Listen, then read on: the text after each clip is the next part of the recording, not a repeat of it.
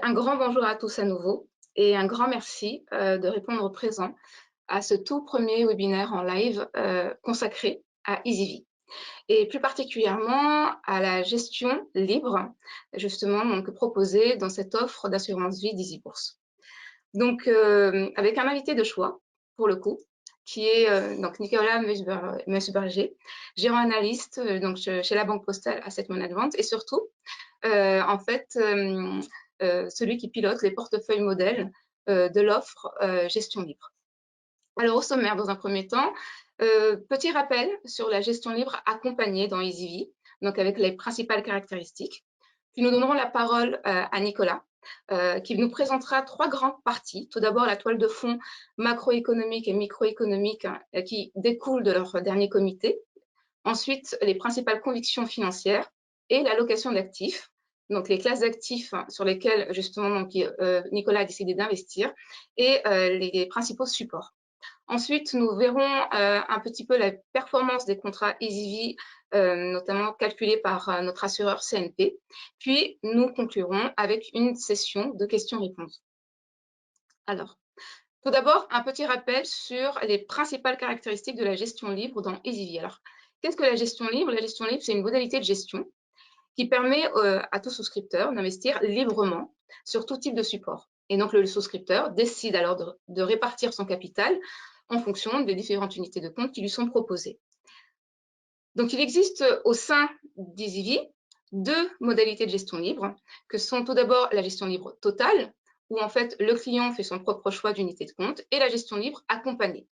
La gestion libre accompagnée de 5 portefeuilles modèles pour répondre à l'ensemble des profils de risque et avec des allocations qui sont créées et revues par l'équipe de gestion de Nicolas. Donc, 5 profils prudents, modérés, équilibrés, dynamiques et audacieux. Un suivi est permis justement donc, de cette allocation et des différentes variations par une note qui est envoyée tous les mois à nos clients gestion libre. Et également, des alertes mail et SMS sont possibles pour recommander des arbitrages. On a également des options qui sont proposées dans cette gestion libre, donc des versements réguliers, une sécurisation des plus-values, un investissement progressif ou encore des rachats planifiés et des garanties. Deux en particulier, la garantie coup dur premium et la garantie plancher. On a donc ensuite, concernant les unités de compte elles-mêmes, donc 3 filtres de sélection, EasyBourse dans un premier temps, la Banque Postale Asset Management également, et enfin CNP Assurance. Donc on a des considérations quantitatives et qualitatives qui sont prises en compte dans cette sélection, et on a des critères également techniques d'éligibilité. Aujourd'hui, l'univers est composé de 120 OPC avec 17 ETF. C'est clairement une architecture ouverte qui se traduit par 35 sociétés de gestion représentées dans l'univers. C'est donc un argument qui a toute son importance pour le contrat EasyV.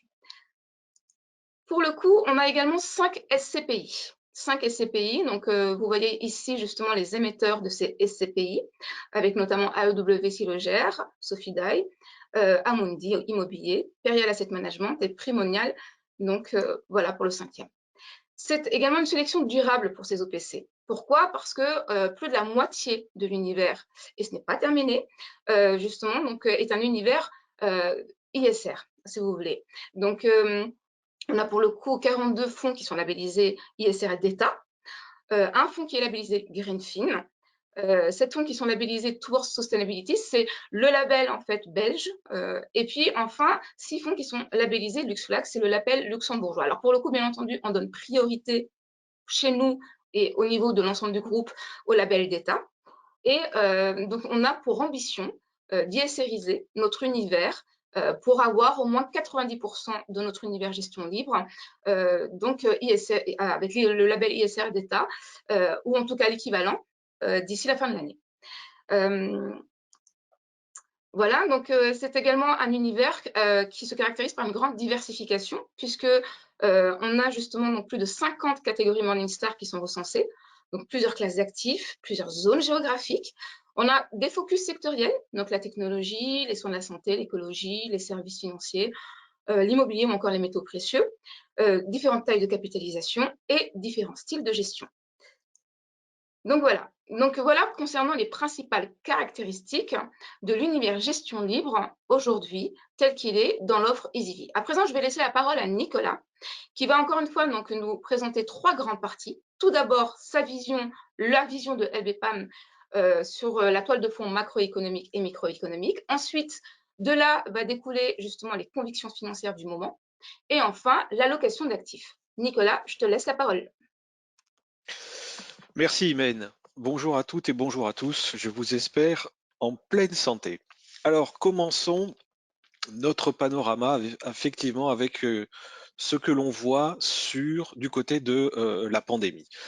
Eh bien, c'est assez simple. Il y a deux visions très différentes. La première vision, c'est celle qui est très positive. Ça se passe du côté des États-Unis, dans une moindre mesure, c'est ce qui se passe en Europe, où on voit que l'épidémie est en train de baisser plus ou moins fortement sur fond de vaccination. La mauvaise nouvelle, et c'est la deuxième vue, celle qui est beaucoup moins agréable à regarder en ce moment, c'est celle où certains pays sont en train de connaître une situation très compliquée. On parle beaucoup de l'Inde, vous avez probablement entendu parler de ce fameux variant indien qui touche l'Inde. Ça, c'est un cas très problématique puisque ce variant semble être beaucoup plus contagieux et semble engendrer un certain nombre d'effets très compliqués sur la santé des gens qui le contractent. Également, dans les nouvelles un peu moins bonnes, du côté de l'Asie, on a des troisième, voire quatrième vagues. Donc vous voyez, d'un côté, il y a des pays où ça va bien et ça va de mieux en mieux, et de l'autre côté, il y a des pays qui sont encore durement touchés. Donc ce qu'il faut retenir, c'est que ce n'est pas universel, ce n'est pas homogène autour de la planète, mais la bonne nouvelle, c'est qu'il y a des vaccins qui, petit à petit, sont diffusés à grande échelle et semblent être efficaces.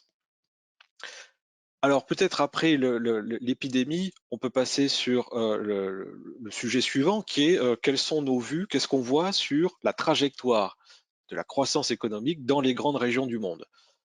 Eh ben, d'abord, dans les grandes régions du monde, il y a les États-Unis. Et aux États-Unis, on voit qu'il y a une croissance assez forte. Pourquoi une croissance assez forte? Tout simplement parce que les États-Unis, touchés par l'épidémie, a beaucoup moins fermé son économie et a eu beaucoup plus de facilité à la réouvrir.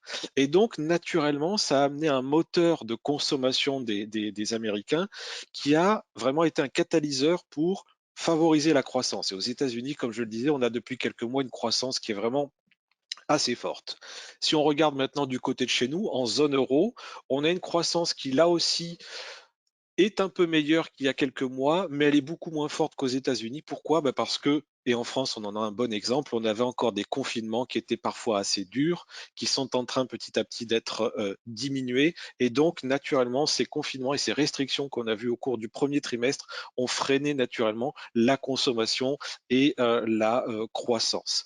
Donc ça, c'est vraiment les deux gros moteurs économiques sur la planète, les États-Unis, la zone euro. Ensuite, en Asie, on a la Chine. La Chine, là où l'épidémie a commencé, qui avait réussi à endiguer assez efficacement cette épidémie. Là aussi, la Chine est un beau moteur de la croissance, même s'ils ont quelques difficultés à atteindre leurs objectifs qui étaient cependant assez ambitieux. Voilà ce qu'on pouvait dire sur la croissance économique sur les régions du monde. Alors le sujet suivant, c'est un sujet passionnant parce que c'est celui qui occupe beaucoup les marchés financiers depuis quelques semaines, c'est l'inflation. L'inflation est en forte hausse depuis quelques semaines. Pourquoi? D'abord parce qu'il y a un effet de base, parce que l'inflation, quand la crise sanitaire a démarré au mois de janvier, au mois de février de l'année dernière, l'inflation était à un niveau très bas. Donc par effet de base, elle a fortement rebondi. Qu'est-ce qui fait qu'elle rebondit? Bah, tout simplement, l'inflation, c'est une hausse des prix. Cette hausse des prix est tirée par quoi? Bah, le premier facteur, c'est déjà une forte augmentation du cours des matières premières. Le cours des matières premières, au fur et à mesure que la crise sanitaire est en train de diminuer, d'avoir moins d'impact, on a des matières premières qui ont un cours qui augmente très fortement, que ce soit les matières premières énergétiques, on le voit avec le pétrole, les matières premières des métaux précieux, l'or, l'argent, les matières premières du côté des métaux industriels, le cuivre et l'aluminium, parce que là aussi il y a beaucoup de demandes, il y a beaucoup d'usines qui se remettent en marche, et également du côté des matières premières, tout ce qui est agricole. notamment dans les céréales, le blé et le maïs. Et je suis à peu près certain que si vous faites les courses assez régulièrement, vous avez dû voir cette inflation venir toucher le ticket quand vous faites vos courses au supermarché. Donc déjà, cette hausse des matières premières est un catalyseur pour faire en sorte que l'inflation soit assez forte. Ensuite, il y a une inflation qui est d'un autre type, c'est qu'il y a une demande de plus en plus forte. Encore une fois, il y a des économies qui se réouvrent plus ou moins fortement. Naturellement, les consommateurs consomment et les entreprises qui ne sont pas encore à pleine capacité n'arrivent pas à satisfaire toute cette demande. Donc il y a beaucoup de demandes, pas assez d'offres, naturellement, ça tire les prix vers le haut et ça favorise l'inflation. Et également, on observe une inflation salariale dans certains secteurs d'activité où on voit qu'il n'y a pas assez de main-d'œuvre et on voit beaucoup ces derniers jours quelque chose qui est assez le parangon de cette situation de l'inflation salariale. Vous prenez la chaîne de restaurants McDonald's aux États-Unis qui n'arrive pas à recruter des personnes pour venir travailler dans ces restaurants et qui a dû augmenter très fortement le salaire minimum pour embaucher des gens. Et malgré ça, ils n'arrivent pas encore à embaucher autant de gens qu'ils voudraient. Donc cette inflation, c'est quelque chose qui existe. La vraie question de savoir, c'est est-ce qu'elle est durable ou non. Pourquoi? C'est une question très importante parce que cette inflation, c'est quelque chose qui occupe beaucoup les marchés financiers et c'est surtout quelque chose qui occupe beaucoup les banquiers centraux, puisque les banquiers centraux, leur boulot, j'ai presque envie de dire leur seul job dans la vie, c'est de vérifier que l'inflation et de maintenir l'inflation à un niveau cible. Il se trouve que cette inflation était très très basse, que ces banquiers centraux ont mis en place beaucoup de moyens pour faire en sorte que cette inflation remonte. Et là, cette inflation est en train de passer au-dessus des niveaux qu'ils se sont fixés. Pourquoi est-ce que ça vient stresser les marchés financiers? Tout simplement parce que les banquiers centraux, s'ils voient que cette inflation devenait durable et devenait forte trop longtemps, ils seraient obligés de détricoter toutes les mesures qu'ils ont mises en place depuis plusieurs mois, plusieurs années. Et ça, c'est quelque chose qui fait peur au marché puisque c'est des mesures de la part de ces banquiers centraux qui sont venus nourrir vraiment la forte hausse des marchés financiers ces derniers temps. C'est quelque chose qu'on regarde au jour le jour et notamment du côté des banques centrales, celle qui nous intéresse vraiment le plus, c'est les deux grosses banques centrales sur la planète. La Fed d'un côté, la Fed c'est la banque centrale américaine et de l'autre c'est la BCE, la Banque centrale européenne, celle qui gère les affaires courantes en matière de politique monétaire en zone euro. La Fed s'est exprimée hier soir. En tout cas, elle a publié le compte-rendu de sa dernière réunion hier soir. Et là, on voit que dans ce compte-rendu, ce qu'on appelle les minutes, on voit qu'il y a quelques membres de la Fed qui ont commencé à faire part du fait qu'il va falloir petit à petit diminuer les biais très accommodants que la Fed a mis en place ces derniers mois. Donc ça, c'est quelque chose qui est regardé comme le lait sur le feu par les investisseurs. Côté BCE, prochain rendez-vous, il est crucial, c'est le 10 juin prochain, prochaine date de la BCE, où là aussi, elle devrait indiquer si elle entrevoit dès à présent de diminuer son plan de soutien à l'économie qu'elle a mis en place il y a un an, le fameux PEPP. C'est un plan d'urgence qui consistait à acheter beaucoup d'actifs sur les marchés financiers et qui a contribué à faire rebondir l'économie et les marchés financiers depuis le mois de mars de l'année dernière. Donc vraiment, inflation politique monétaire, c'est très lié et c'est quelque chose qui est très important aux yeux des marchés ces derniers temps, en ce moment et pour les prochaines semaines. Du côté de la politique budgétaire, là aussi, c'est quelque chose de très important. Et dans la politique budgétaire, on est en train de voir une translation de ce qui a été fait. Et je m'explique. Au pire de la crise, quand cette crise est arrivée, c'était une crise qui a pris tout le monde par surprise. Les politiques budgétaires, c'était essentiellement des politiques de soutien. On soutenait les économies pour pas qu'elles sombrent. On soutenait les économies pour qu'elles puissent résister à cette crise et se réveiller une fois que la crise serait moins forte. Là, on est en train de passer d'une politique budgétaire de soutien à une politique budgétaire de relance. On voit ça notamment du côté des États-Unis. Les États-Unis sont un petit peu en avance sur l'Europe sur ce sujet-là, encore une fois, parce qu'ils ont réouvert leurs économies bien avant nous. Et là, on voit que ce plan de relance aux États-Unis, c'est quelque chose qui est très important. C'est quelque chose qui est porté par le nouveau président Joe Biden depuis qu'il a été élu au mois de novembre dernier. Et c'est un plan qui est très, très important puisqu'il pèse près de 4 000 milliards de dollars. Hein. C'est vraiment une somme conséquente avec plusieurs issues. Un plan de relance qui va toucher des investissements dans les infrastructures, On sait très bien que les infrastructures aux États-Unis sont pas des plus modernes, et ça va favoriser une modernisation des infrastructures aux États-Unis. Et également aux États-Unis, il y a un plan de relance qui touche directement les consommateurs, les ménages, puisque les Américains ont reçu il y a quelques semaines directement dans leur boîte aux lettres une enveloppe avec un chèque du Trésor qu'ils ont pu toucher pour pouvoir consommer. Donc ces plans de relance, encore une fois, c'est quelque chose qui sont très importants dans la relance des économies, et celui qu'on peut vraiment regarder comme un moteur aujourd'hui, c'est ce plan de relance aux États-Unis. Alors, une fois qu'on a regardé tous ces aspects-là, le point suivant qui va nous intéresser, c'est les dossiers politiques. Et du côté de la politique, bah, tout ça est un peu lié. Si on regarde la politique américaine, eh ben, c'est justement une très bonne transition avec ce que je viens de dire, c'est que ces plans de relance aux États-Unis, Joe Biden et son administration voudraient qu'ils ne soient pas financés par l'emprunt. Jusqu'à présent, tout ce qui était plan de soutien, c'était financé par l'emprunt, c'est-à-dire qu'ils allaient sur les marchés financiers émettre de la dette. Là, ce plan de relance serait financé par d'autres ressources, et ces ressources, ce seraient notamment des hausses d'impôts, impôts pour les ménages, impôts pour les entreprises, et ça, c'est vraiment le gros dossier politique aux États-Unis qui nous intéresse, parce que c'est quelque chose qui pourrait venir stresser les marchés, parce que les marchés étaient très drogués à des baisses d'impôts que Donald Trump avait mis en place, aussi bien pour les particuliers, notamment les plus riches, mais aussi pour les entreprises. Donc si Joe Biden devait remettre en place des impôts beaucoup plus lourds pour les sociétés et pour les Américains, les contribuables américains les plus élevés, les plus riches, pardon, ben, ce serait de nature à amener un petit peu de stress, à mettre un petit peu de sable dans ce rouage. Et ça, c'est quelque chose auquel le marché n'était plus habitué. Donc c'est quelque chose qu'on regarde avec une attention particulière. Dans une D'accord. moindre mesure, sur les dossiers politiques, bah, c'est la politique en zone euro.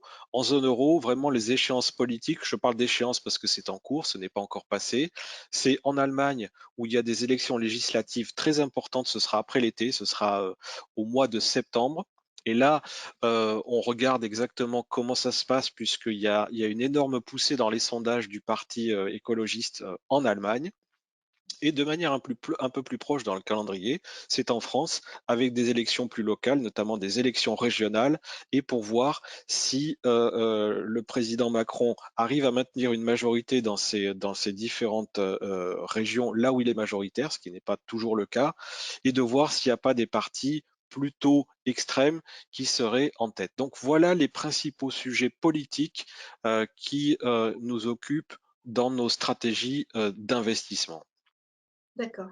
Donc plusieurs dimensions surveillées, on l'a bien compris. Donc à présent, justement, l'ensemble de ces éléments réunis vous a conduit à quelle conviction financière pour ce mois-ci?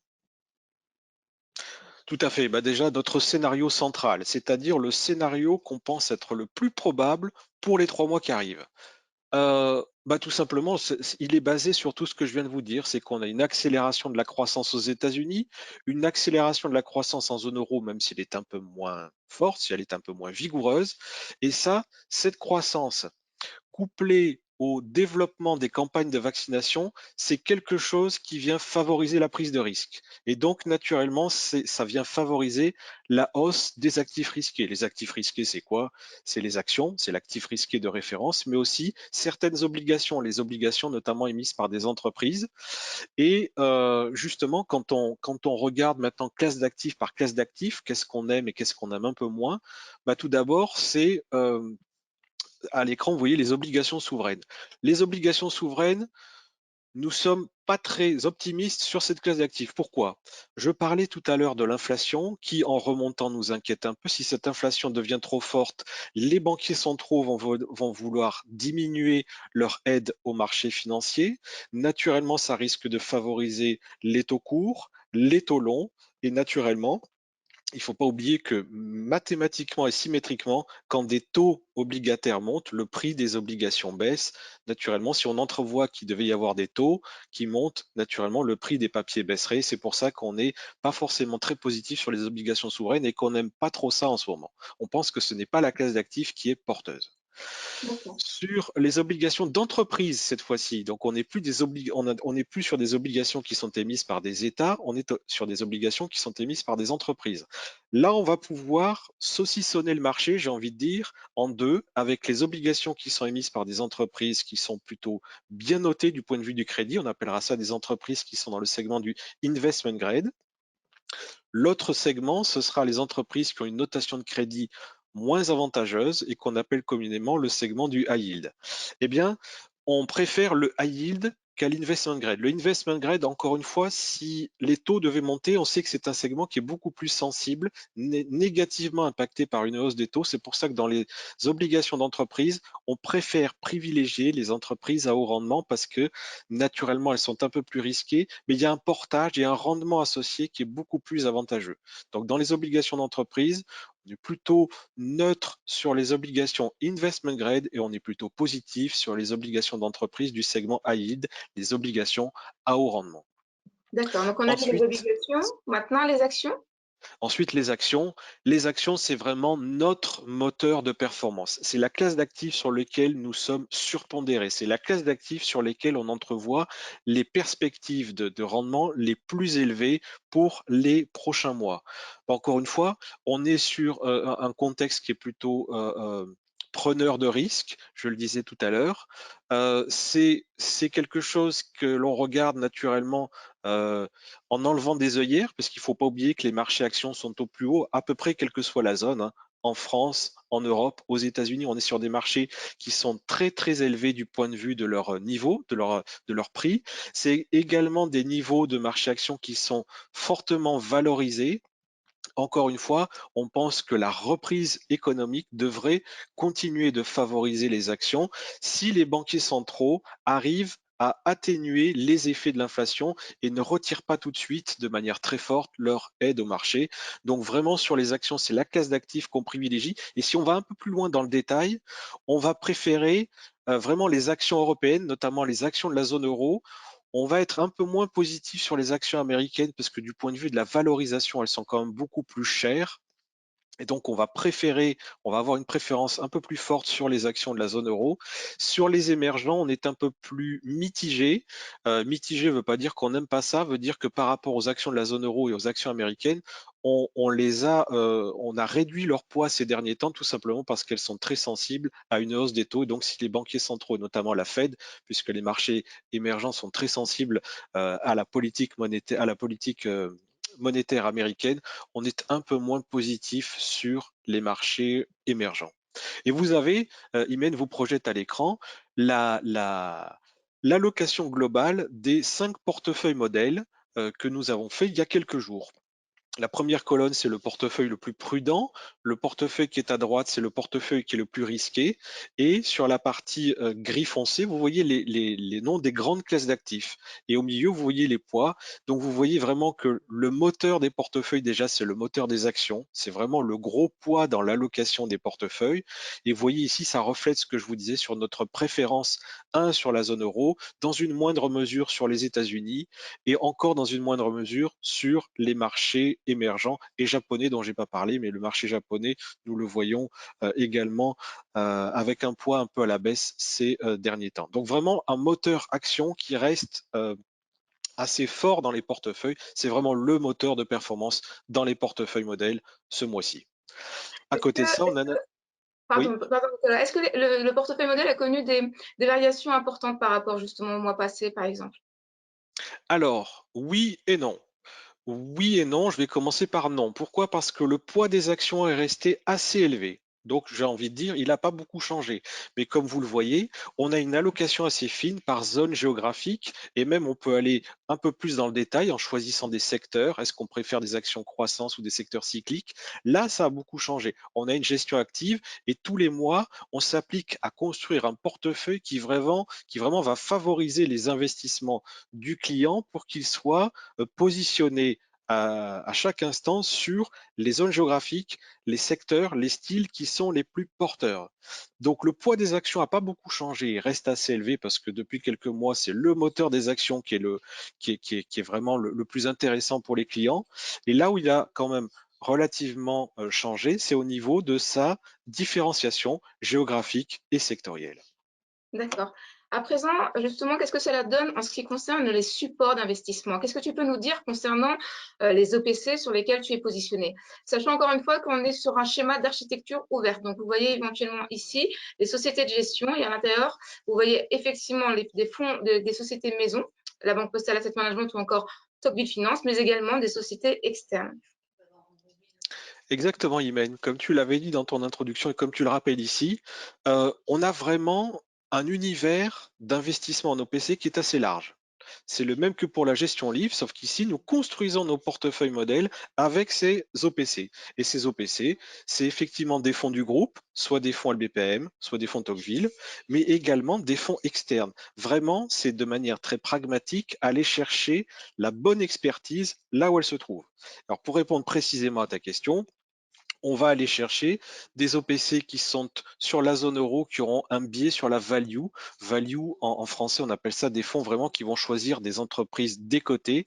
Et là, on va choisir une gestion qui est opérée chez nos amis de Tocqueville Finance. Également, on va pouvoir choisir le fonds Renaissance Europe, qui est géré par la société Comgest, qui lui aura plutôt un biais croissance défensif qui permettra de servir de tampon dans le portefeuille si les marchés devaient être un peu plus agités. Sur le Japon, on va choisir deux fonds. Là aussi, un fonds comme Gest, vraiment connu pour ce process croissance défensive, qu'on va coupler à notre fonds LBPM ISR Japon. Sur les États-Unis, pareil, une approche value en utilisant le fonds Tocqueville Value Amérique et une approche beaucoup plus opportuniste avec un fonds géré par la société américaine Franklin Templeton. Vraiment, encore une fois, c'est fabriquer le bon portefeuille modèle qui répond à deux choses. Un, c'est nos vues. Et deux, c'est vraiment se caler sur le niveau de risque de chaque portefeuille. Vous l'avez vu, il y a 5 portefeuilles modèles qui sont étagés hiérarchiquement par niveau de risque. Et on va vraiment construire ces portefeuilles en fonction de nos vues sur les marchés et du budget de risque de chacun des portefeuilles. Alors, on a parlé des actions, mais vous le voyez, c'est un moteur, le gros moteur de risque et de performance dans les portefeuilles, mais il y a également un moteur obligataire. Et comme je vous le disais tout à l'heure, les obligations souveraines, on n'aime pas beaucoup ça, et ça se traduit très simplement dans le portefeuille modèle, c'est qu'il n'y en a pas. On va choisir dans les obligations le segment du crédit, c'est-à-dire des obligations qui sont émises par des entreprises. Et vous voyez les trois lignes qui s'appellent crédit euro IG, IG pour investment grade, les entreprises qui ont des bonnes notations de crédit. Deux lignes en dessous, le crédit euro HY pour high yield en anglais, haut rendement en français, donc c'est les entreprises qui ont une notation de crédit qui est moins bonne, mais qui offre un portage plus intéressant. Et entre les deux, ce qu'on appelle le crédit euro XO, XO pour crossover, et tout simplement, c'est des entreprises qui seront à la frontière du investment grade et du high yield. Et là, on a des profils d'entreprises qui offrent un couple rendement-risque très attrayant. C'est pour ça que on mixe le portefeuille avec du crédit IG, mais aussi du crédit crossover et du crédit high yield, vraiment pour, encore une fois, offrir un couple rendement-risque attrayant pour les investisseurs.